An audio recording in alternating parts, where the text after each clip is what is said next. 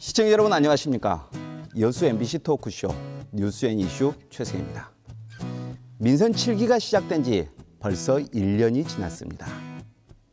언론을 통해 보도된 단체장들의 1년 성과를 보면 일단 그렇게 나쁘지만은 않은 것 같습니다. 자치단체장이 선거 당시의 그 간절한 마음을 지금도 고스란히 가지고 있다면 지역 발전에 분명한 변화가 있었을 것이라 생각합니다. 그래서 저희 뉴스 앤 이슈는 전남 동부권 자치단체장의 지난 1년의 성과를 돌아보고 또 남은 3년 정책 방향과 약속을 듣는 시간 마련했습니다. 오늘 그 첫 번째 순서는 전라남도 교육을 책임지고 있는 장서궁 전남교육감입니다. 예, 안녕하십니까? 안녕하세요. 예, 반갑습니다. 함께 토론해 주실 분 모셨습니다. 교육 희망 네트워크 김일주 운영위원입니다. 나와주셔서 감사합니다. 안녕하세요. 예. 여수 MBC 조유원 취재기자도 함께하겠습니다. 예. 안녕하세요. 그럼 본격적인 토론에 앞서 우선 장서궁 교육감의 취임 당시 인사말 그리고 공약을 돌아보겠습니다. 전남 교육 혁신을 위해서는 다음 5가지 지향이 필요하다고 생각합니다. 첫째는 한 아이도 포기하지 않는 교육입니다.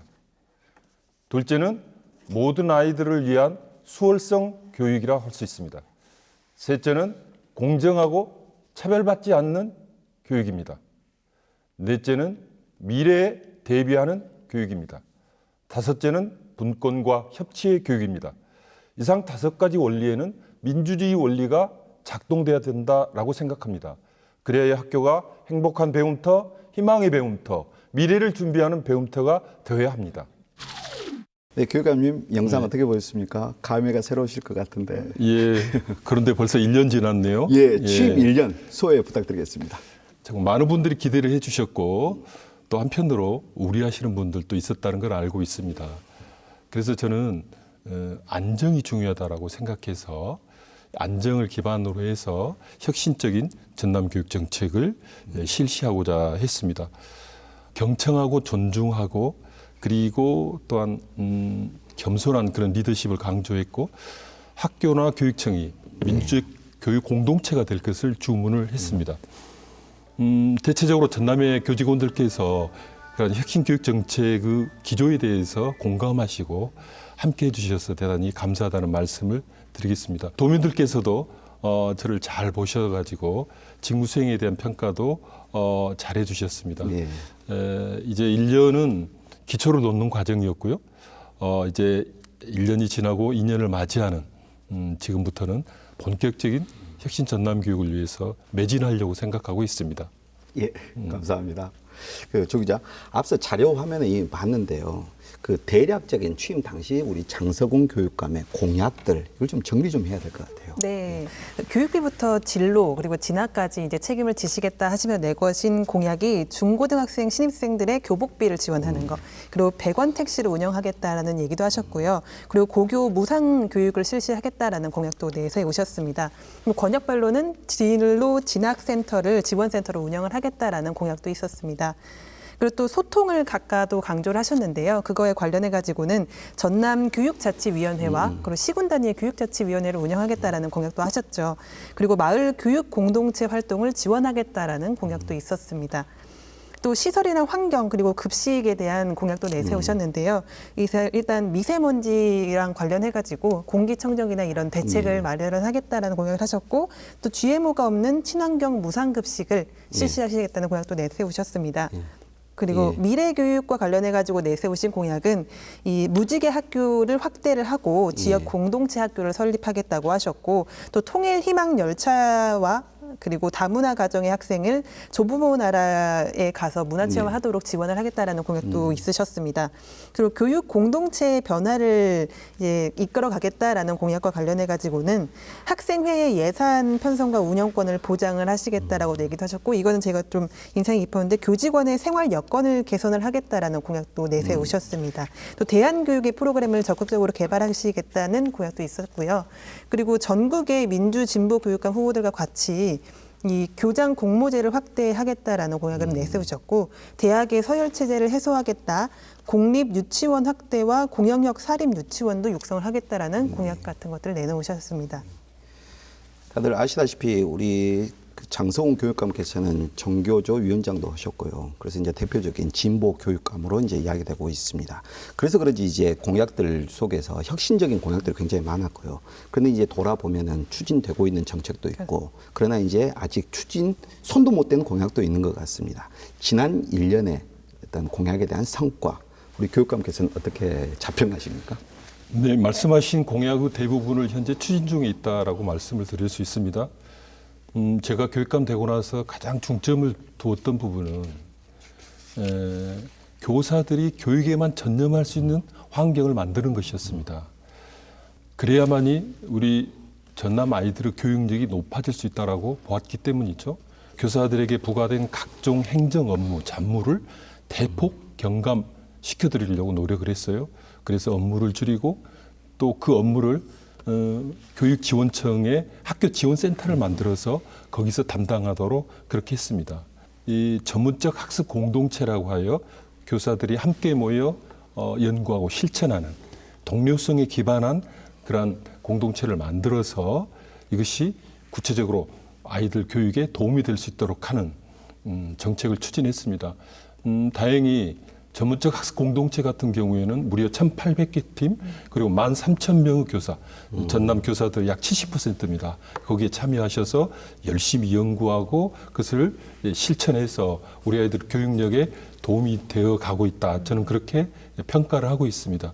그리고 두 번째는 이 교육 복지에 관한 거죠. 아까 말씀하셨듯이 이제 올해 9월을 기점으로 해서 전남 고등학생까지 완전 무상 교육이 실시가 됩니다.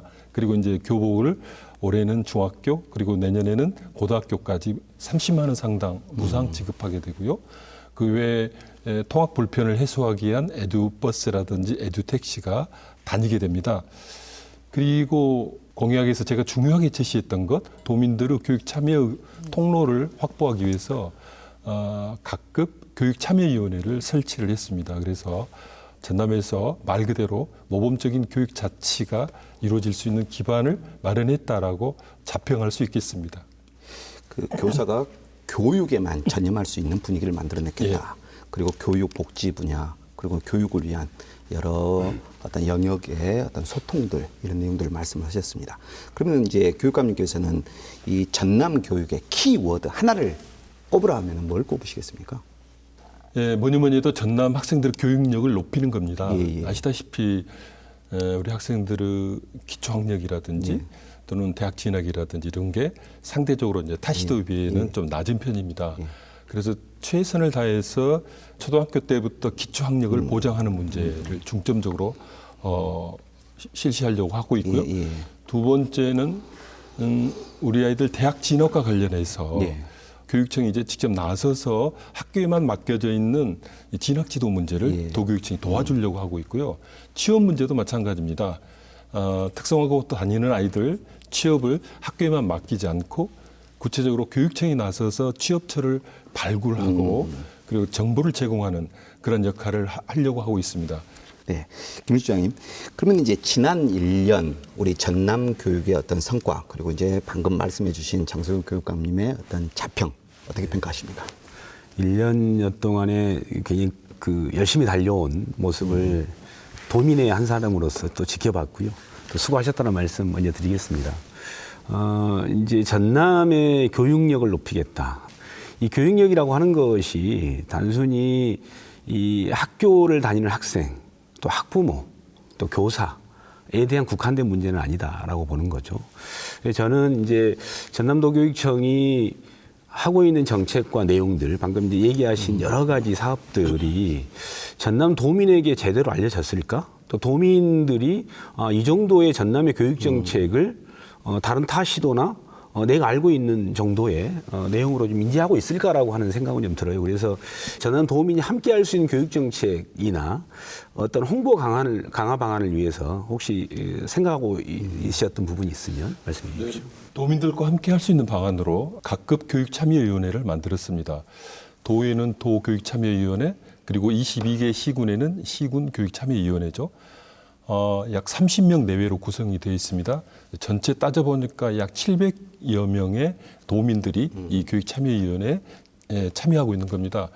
민관 협치의 그런 모범적인 모습으로서 교육참여위원회가 만들어졌고요. 그런 면에서 도민들의 관심이 높아질 거다라고 생각을 하고 있습니다.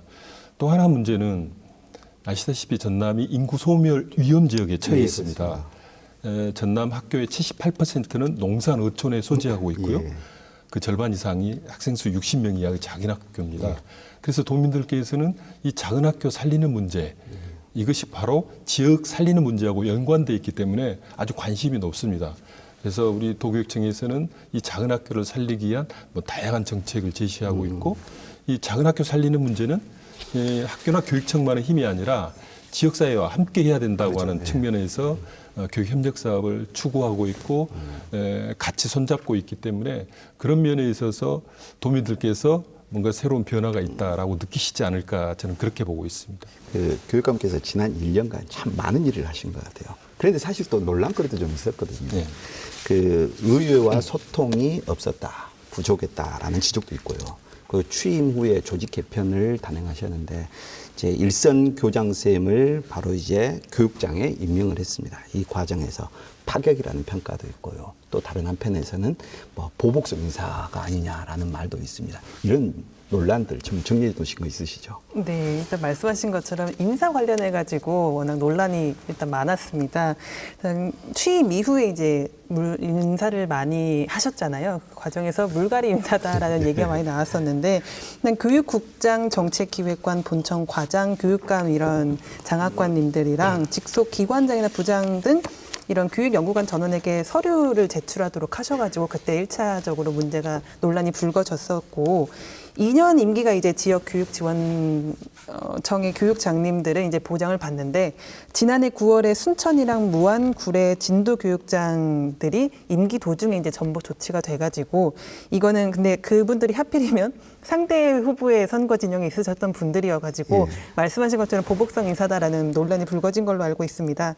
그리고 또 고흥과 해남 교육지원청의 교육장님은 이제 비공식 인사 조직인 TF에서 인사를 결정해가지고 그때 논란이 있었던 걸로 알고 있고요. 그리고 올해 3월에도 임기가 끝나지 않은 교육장들이 이제 교체가 됐는데, 곡성, 장흥, 강진 지역의 교육장님들이 2년 임기를 채우지 못하고 또다시 중도를 하차하니까 이분들이 왜 이렇게 임기가 보장이 되어 있는데 교체되어야 하냐라는 논란과 같이 도의회 교육위원회도 이제 이거를 문제 삼고 나서면서 갈등이 표면화된 걸로 알고 있습니다. 그래서 이에 대한 장성훈 교육감님의 어떤 의지를 가지고 이거를 조치를 하셨는지를 들어보고 싶습니다. 안정을 바탕으로 혁신을 가미하는 균형 잡힌 인사다. 저는 그렇게 말씀드리고 싶습니다. 제가 교육감 되고 나서 첫 번째 인사를 했을 때, 인사하고 나서 모든 사람들이 안도의 한숨을 쉬었습니다. 제가 교육감이 되어가지고 확 뒤집을 줄 알았던 모양이죠. 그래서 안정을 기조로 했고요. 그 점에 대해서는 분명히 말씀을 드립니다. 저는 안정을 바탕으로 해서 공정하고 균형 잡힌 인사를 추구했고요. 그런 가운데에서 혁신적인 인사, 그리고 민족 리더십을 갖춘 인사, 그리고 청렴한 인사를 인사에 있어서 중요한 덕목으로 이렇게 봤던 겁니다. 단언하건대 전라남도 교육청 인사에 있어서 청탁 인사, 정실 인사, 금품 인사는 없다라고 단언을 할 수 있습니다. 처음에 제가 교육감 되고 나서 주요 보직을 갖고 계신 분들에게 일괄적으로 내신서를 받았습니다. 그것은 제가 신임을 묻겠다고 하는 것이었죠. 그래서 제가 그 중에서 몇 분은 그동안의 평판이라든지 이런 것을 보아서 교육장 등에서 배제를 했던 적은 있습니다. 그것은 제 철학, 전남교육 혁신에 대한 제 분명한 관점과 함께 할 수 있는 사람과 우리 교육 행정을 해야 된다라고 하는 저 의지의 표현이라고 말씀드리고 싶고요. 그래서 앞으로도 이 시스템 인사를 이렇게 정착시키려고 하고 있습니다. 그래서 제가 교육감 되고 나서 주요 보직 추천위원회를 만들었습니다. 그래서 주요 보직에 대해서는 추천위원회에서 추천을 하게 되면 제가 특별한 문제가 없는 한 그대로 받아들였고요. 그리고 또 교육장 인사에 있어서도 일반적으로 교육장 인사는 교육감의 권한으로서 임명을 했거든요. 근데 이걸 지역민들에게 되돌려 드리겠다 해서 지역에서 심층 면접이라든지 등등을 통해서 그 절차를 통해서 추천된 두 분에 대해서 제가 최종적으로 결정하는, 그래서 지역 주민들과 함께 그 지역 교육을 책임질 교육장을 모시는데 어쨌든 제도적으로 뒷받침을 했다라는 말씀을 드리겠습니다. 불공정하다라든지 편파적인 인사라고 하는 측면에서는 저는 좀 받아들이기 좀 어렵다는 말씀을 드리겠습니다. 교육감께서 이제 개인적인 인사가 아니라 어떤 시스템에 의한 시스템 인사였다 해서 이제 말씀을 해 주셨습니다. 이제 그 교육복지 쪽으로 가보도록 하겠습니다. 무상급식, 무상교복 등 이제 정책이 이제 아까 거론됐습니다. 또 아까 또 귀에 딱 들리는 게 100원 택시 등등의 정책도 있었습니다. 이런 정책들에 대해서 일각에서는 포퓰리즘을 경계해야 된다라는 우려도 있습니다. 교육감님, 교육복지에 대한 우리 교육감님의 평소 소신 좀 들어볼 수 있겠습니까? 아시다시피 전남은 사회 경제적으로 가장 열악한 지역이죠. 그래서 우리 전라남 도에서부터 선제적으로 교육복지에 관한 정책을 시행을 했습니다. 올해 9월로 해서 고등학교 이제 무상교육이 실시됐고요. 올해 초에 중학교 교복, 그리고 내년에 고등학교 교복 이렇게 무상으로 제공하게 됩니다. 뿐만 아니라 그 다자녀 가정에 대한 교육비 지원, 또 2km 이상 먼 거리에서 통학하는 아이들, 그리고 1시간 이상 학교 버스를 타는 아이들을 위해서 에듀 택시라 해가지고 지금 7개 지역에서 시범 운영하고 있고 9월부터는 전 지역으로 이렇게 확산. 그 이름이 에듀 택시입니까? 네, 그렇습니다. 할 예정입니다. 저는 이 교육 복지가 이렇게 경제적인 지원뿐만 아니라 우리 아이들의 기초 학력을 충실하게 이렇게 책임을 지고, 그래서 출발점에서부터 다른 아이들과 같이 출발할 수 있도록 만드는 이런 학습 복지도 교육 복지의 중요한 부분이라고 생각합니다. 그래서 특히 초등학교 1학년, 2학년의 문해력, 그 수해력, 기초 영어에 대한 기본적인 역량을 키울 수 있도록 하는 지원도 이렇게 함께 하고 있다는 말씀을 드립니다. 예, 그 교육감님의 복지에 대한 아주 투철하고 꼼꼼한 어떤 소신 잘 들었습니다. 그 사실 학생, 학부모 입장에서 교육 복지의 확대 굉장히 좋은 일이거든요.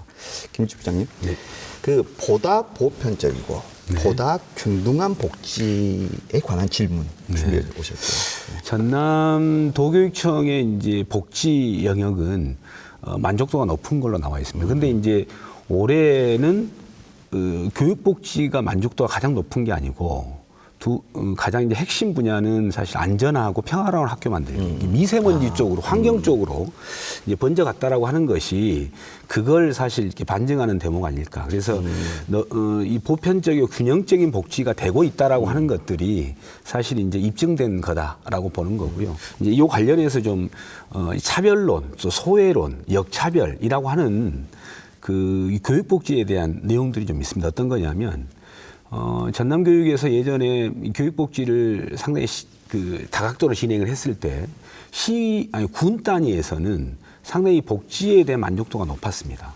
그럼에도 불구하고 시 단위에 특히 원도심 지역에 공동화되어 가고 있는 요 학군에 대해서는 상당히 만족도가 떨어졌거든요. 우리 여수 같은 경우는 동부권에 속한 지역이고 이 동부권의 원도심, 공동화되어 가고 있는 원도심의 학교에서는 만족도가 좀 떨어지는 측면이 있어서 예전부터 이거 동부권 소외론 아니냐라고 하는 뭐 이런 얘기도 나왔었고, 오히려 교육복지가 군 단위로만 너무 집중되는 거 아니냐라고 하는 그 차별론이 사실 있었던 게 사실입니다. 혹시 거기에 대해서 혹시 입장이 있으시면 말씀해 주십시오. 예, 시 단위는 암만 해도 학생 수가 많기 때문에 교육복지 정책을 펴도 그 수혜자가 좀 한정되고 그런 측면은 있는 것 같습니다. 오히려 제가 여기서 말씀드릴 것은 여수라든지 순천이라든지 광양 같은 경우에는 지자체 그리고 단체장님들께서 교육경비 지원을 많이 해주시거든요. 상대적으로 목포라든지 이런 쪽이 좀 낮아서 그쪽이 좀 불만이 좀 많은 편입니다. 원도심 문제와 관련해서는 어쨌든 이 문제는 우리 교육청 차원에서 하기에는 좀 한계가 있거든요. 이 지자체 도심 재생 사업 그것과 연계지어서 이 학교를 리모델링하고 거기에 이제 교육 문화 시설을 만들고 그렇습니다. 거기에 특화된 프로그램을 이렇게 도입하고 그걸 통해서 이제 원도심 학교를 살리는 그런 정책을 해야 된다고 봅니다.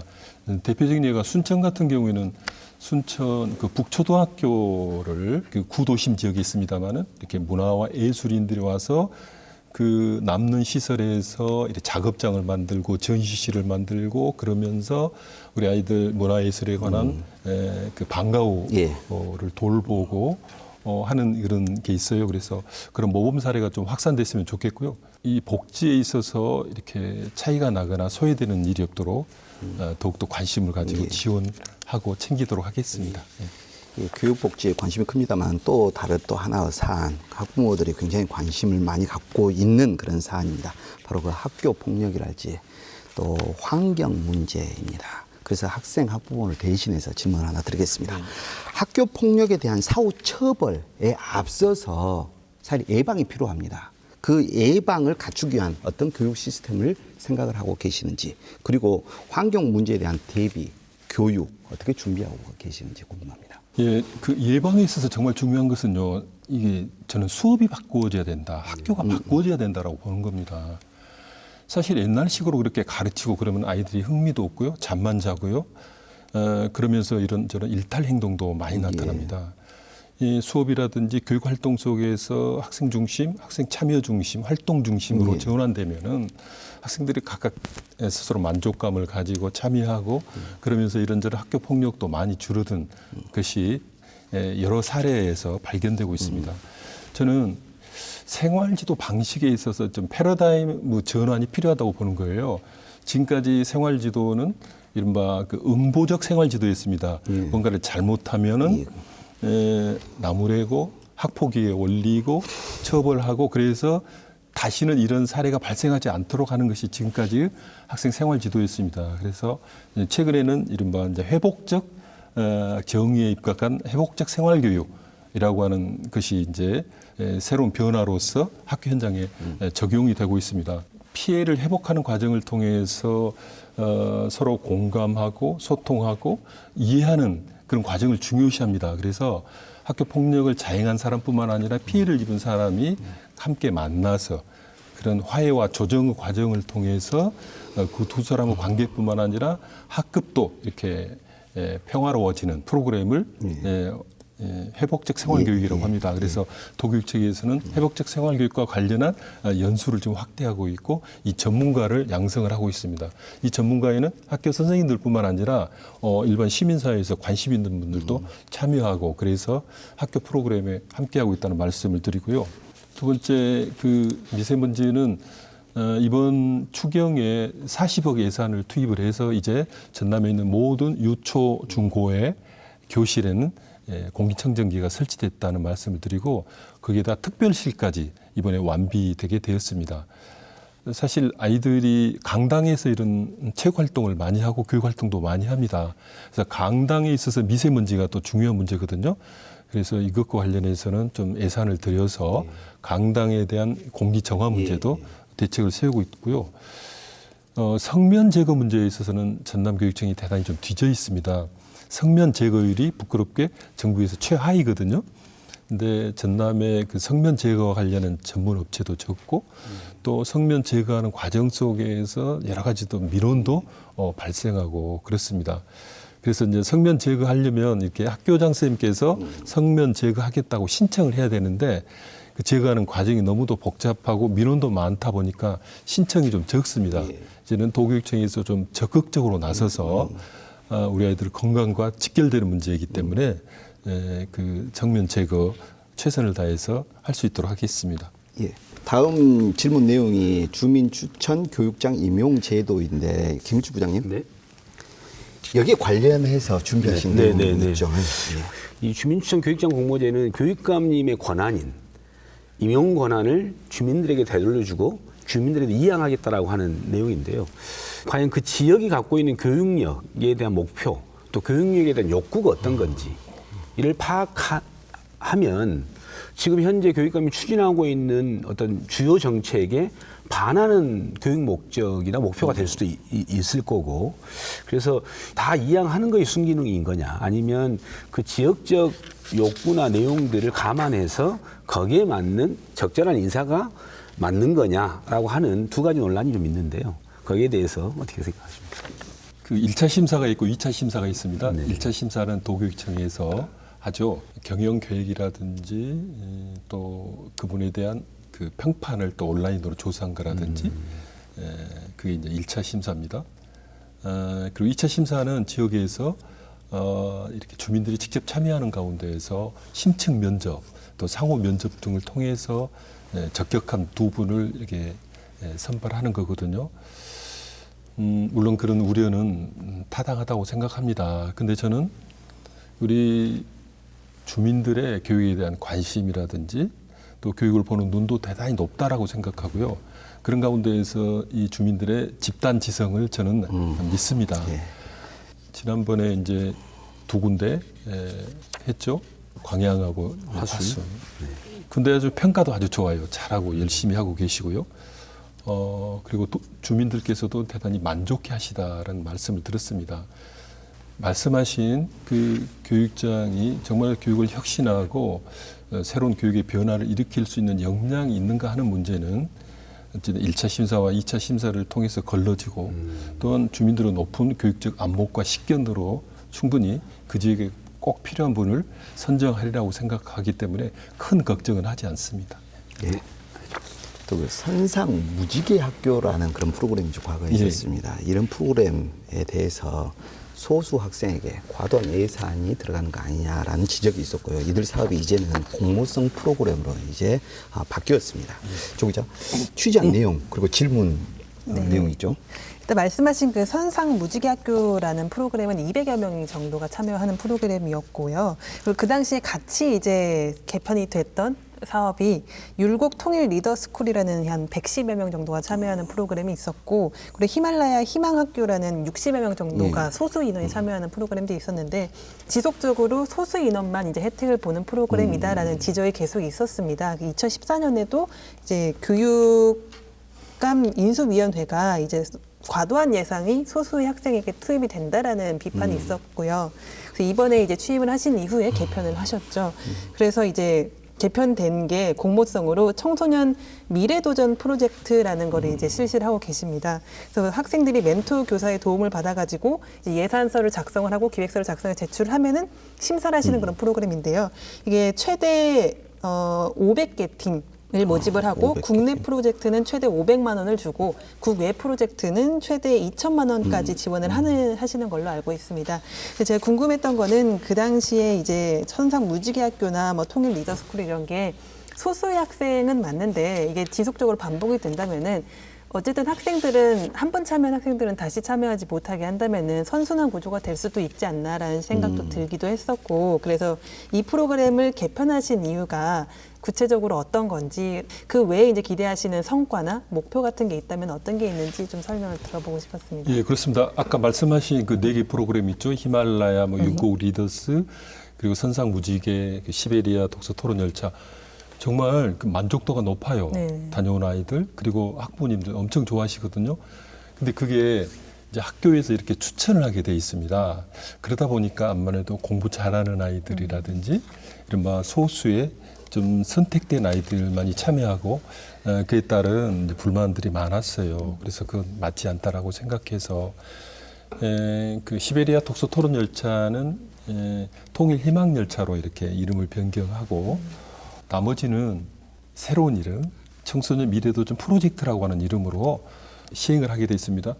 그래서 청소년 미래도전 프로젝트는 학생들이 스스로 이렇게 기획하고 신청해서 프로젝트 수행하고 나서 나중에 이제 평가하는 그거죠. 깜짝 놀란 게 무려 1,900팀이 신청을 했어요. 그리고 그 중에서 500개 팀을 선정을 하고 학교 밖 아이들 10팀, 학교 밖 아이들도 포함시켰습니다. 그래서 510팀이 참가를 했는데 선정하는 제가 그때 가봤어요. 이렇게 정말 제가 깜짝 놀랐어요. 자기들 나름대로 왜 이 프로젝트를 기획했는지 설명을 하는 모습을 보면서 정말 톡톡 튀는 정말 좋은 아이들을 보면서 우리 아이들의 성장한 모습에 깜짝 놀랐습니다.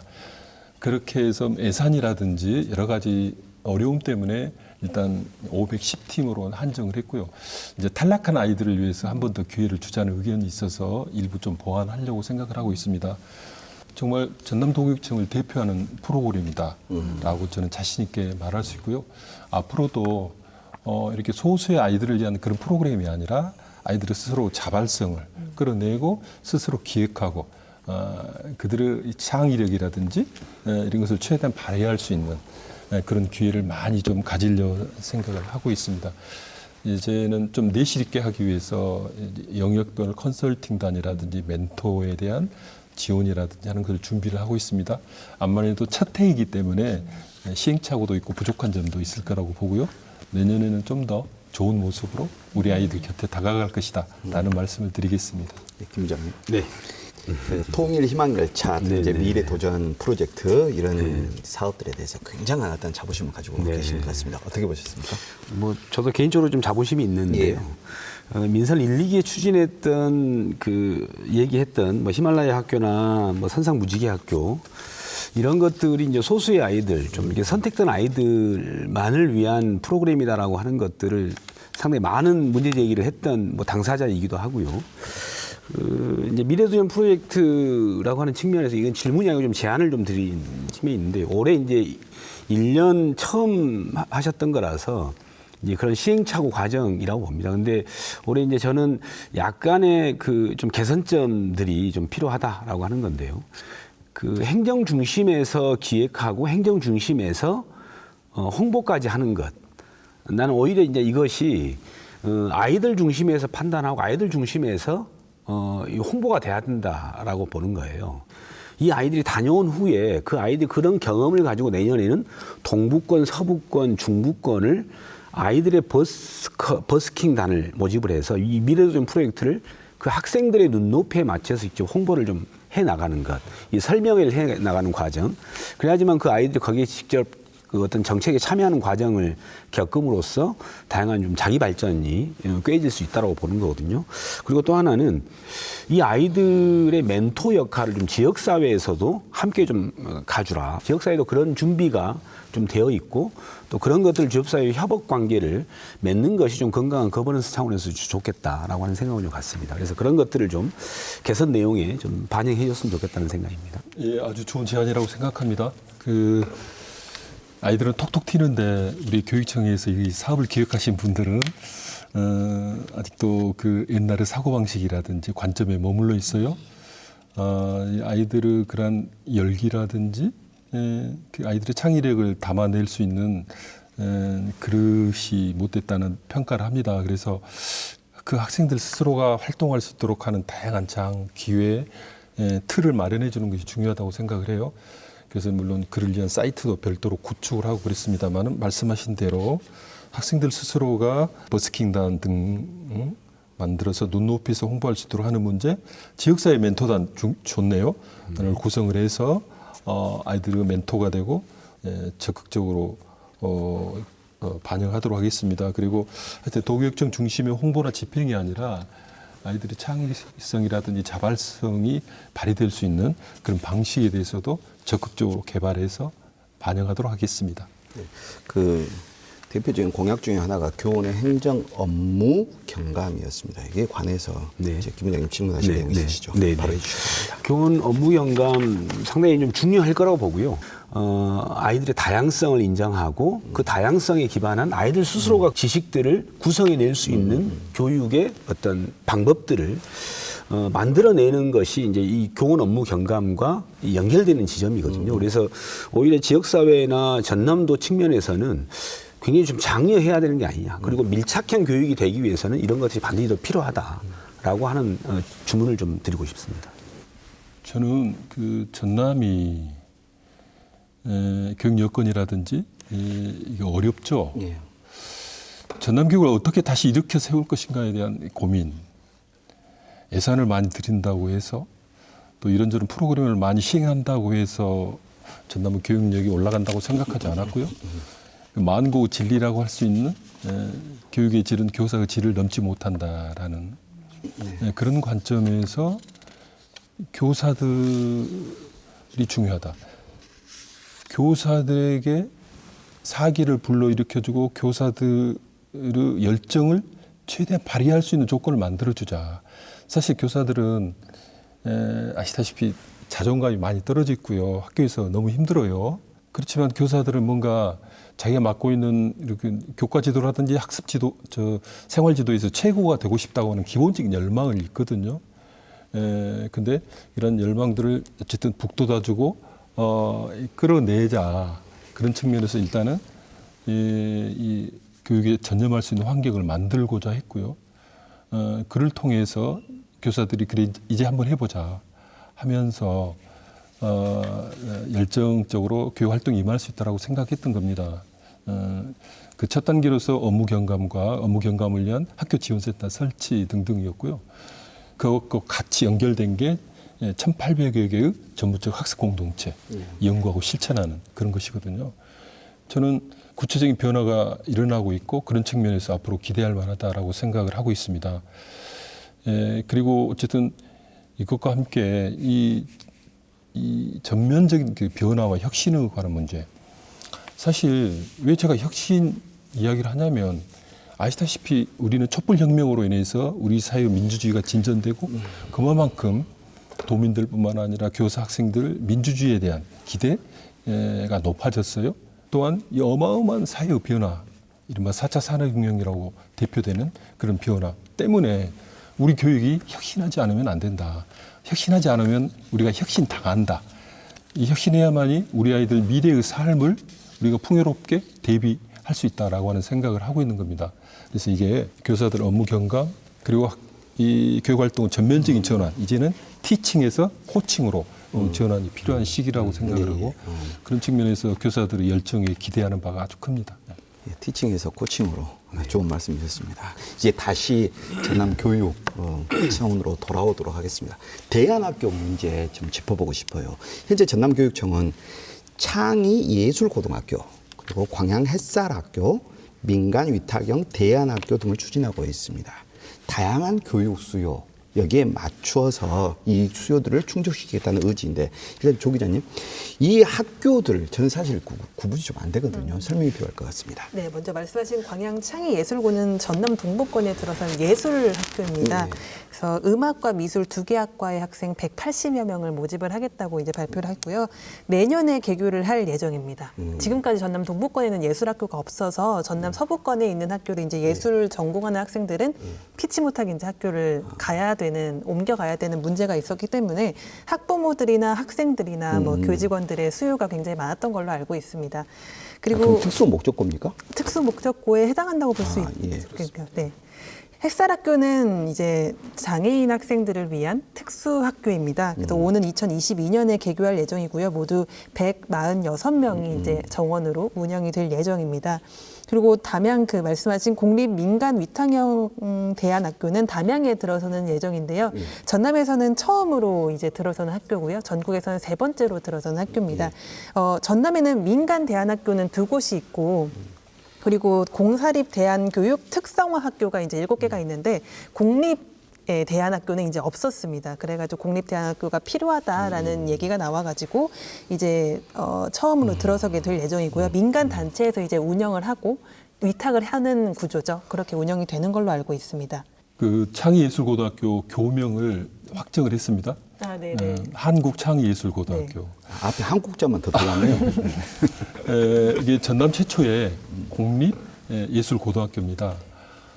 이 학교가 세워지게 된 것은 광양 시민들의 열화와 같은 성원이 있었기 때문이죠. 10,000평이 넘는 학교 부지를 제공하셨고 시설비도 70억 지원하셨고 매년 또 10억씩 운영비 이렇게 하십니다. 그래서 정말 좋은 전남 아니라 전국 유수의 예술고등학교를 만들겠다 생각을 하고 있습니다. 그 러시아의 상트페테르부르크에 있는 음악원과 이렇게 업무 협약도 맺었어요. 그래서 학생이나 교수의 상호 교류 파견 이것도 아마 이루어질 거라고 생각하고요. 내년 3월에 고등학교가 개교합니다. 또한 예술 중학교 문제도 지역사회에 또 강력한 요청이 있습니다. 그래서 일단 내년에 개교하고 나서 한 1년 후에 고등학교가 안착되면은 곧바로 중학교 개교도 이렇게 서두를 예정입니다. 말씀하신 그 대안학교 문제요. 민간 위탁이거든요. 근데 이 학교는 공립학교는 공립학교인데 이 학교 운영을 민간에 위탁하는 겁니다. 그래서 민간에 보면은 이런 중도 탈락 학생이라든지 학교 밖 아이들과 관련한 지도 경험이라든지 이런 분들이 꽤 있어요. 그래서 이분들에게 이 학교 운영을 위탁하는 겁니다. 기존에 있는 이런 그 특성화 대안 학교도 이렇게 학생 수가 잘 차지 않거든요. 근데 이제 민간이 운영을 할 때 학교 운영이 제대로 잘 될 것인지에 대한 여러저러 걱정이 있습니다만은 적극적으로 도교육청뿐만 아니라 학교 밖 청소년과 관련한 다양한 시민사회와 함께 잘 운영될 수 있도록 노력을 해볼 작정입니다. 그 우리 토론 이제 마무리 단계로 이제 들어가야 될 것 같습니다.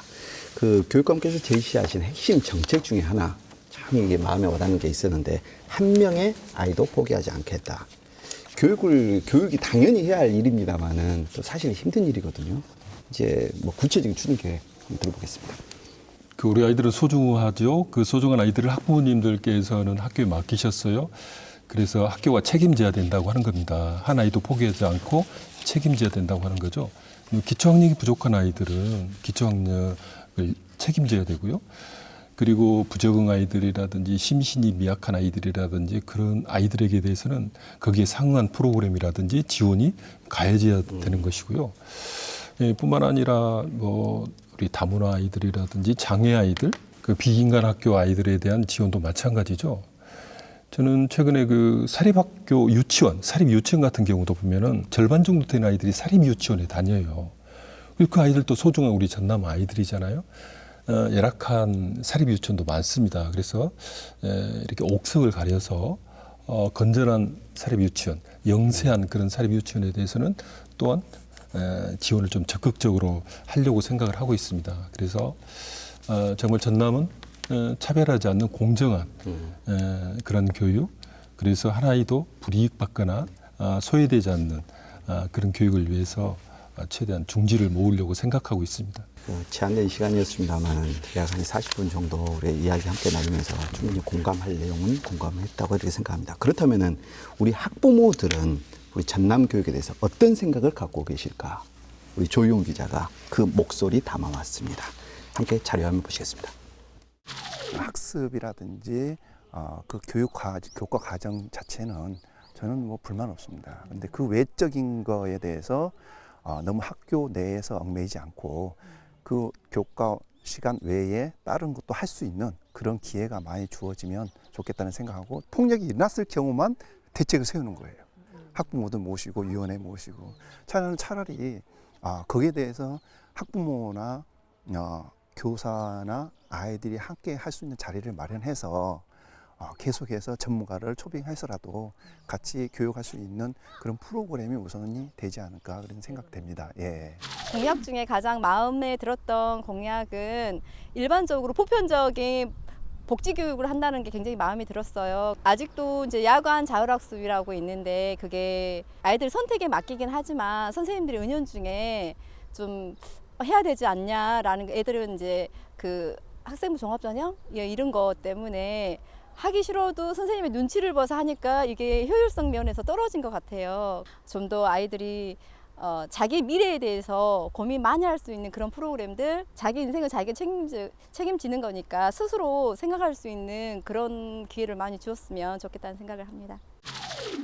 교육감님, 그 우리 화면을 통해서 학부모의 다양한 목소리 들어보았습니다. 이제 마지막 질문입니다. 어떻게 보셨습니까? 예, 고3 학생들에게 강제로 자율학습 시키는 문제, 그건 있을 수 없는 거죠. 아시다시피 우리 전남 아이들은 90% 이상이 수시로 갑니다. 그렇기 때문에 굳이 이렇게 밤늦게까지 국영수를 중심으로 하는 야자를 시킬 게 아니에요. 학교에서는 다양하고 창의적인 프로그램을 기획하고 아이들에게 제공하고 그것을 수행하고 그래서 그 내용이 학교생활기록부에 기재되고 그래서 대학 입시 전형 때 입시 사정관들이 그것을 평가해서 이렇게 자기 학교로 받아들이는 이래야 되거든요. 근데 아직도 옛날 수능 중심의 입시제도에서 벗어나지 못한 채 그저 국영수 심지어는 토일까지 아이들 강제로 이렇게 시키고 있는 것 맞지 않습니다. 그래서 도교육청에서 계속해서 이 문제에 대해서 주의를 줬음에도 불구하고 사라지지 않고 있네요. 다시 한번 들여다보도록 하겠습니다. 그리고 학교 폭력에 관한 문제인데요. 학교에서 이제 학폭 사건이 일어난다든지 또는 피해를 당한 아이들 또는 인지한 사람은 무조건 학폭위에 신고를 해야 돼요. 학폭위에서 다룬 사안을 보면은 거의 60% 이상이 아주 경미한 사안입니다. 그럼에도 불구하고 이것이 학폭위를 거쳐야 되고 그런 과정 속에서 갈등이나 이런 게 아주 증폭되거든요. 그래서 올해부터는 경미한 사안에 대해서는 학교장 종결제라 해서 화해하고 조정해서 학교장 선생님 책임하에 종결을 시키는 그리고 조금 중하다고 생각하는 것만 학교 폭력 대책 심의위원회에서 다루도록 하고 있습니다. 그런 측면에서 학교 단위 자율성도 높아졌고 또 이를 통한 이 갈등이라든지 이런 것도 좀 줄어들 수 있겠다라고 생각이 듭니다. 이 부분에 대해서도 학교 지원센터에서 전문가들이 해당 학교에 나가서 컨설팅 해주고 구체적으로 학폭위에도 참여하고 그렇게 도와드릴 겁니다. 그런 측면은 작년과는 많이 달라진 면입니다. 네, 알겠습니다. 지금까지 전남 교육을 책임지고 있는 장서궁 전남 교육감이었습니다. 감사합니다. 감사합니다. 그리고 김일주 위원님 감사합니다. 네, 수고했습니다. 조인 기자 수고 많으셨습니다. 있습니다. 예. 전남 교육의 지난 1년을 돌아보았습니다. 성과만큼 아쉬운 점도 많았습니다. 교육의 중심은 당연히 학생입니다. 학생과 교실을 중심에 놓는 교육. 남은 3년 꼼꼼히 지켜보고 또 응원하겠습니다. 다음 시간에는 여수시 고노봉 시장을 모시고 민선 7기 여수시의 지난 1년과 앞으로의 3년을 살피겠습니다. 여수 MBC 토크쇼 뉴스 앤 이슈 민선 7기 출범 1년 자치단체장에게 듣는다. 시청해 주셔서 감사합니다.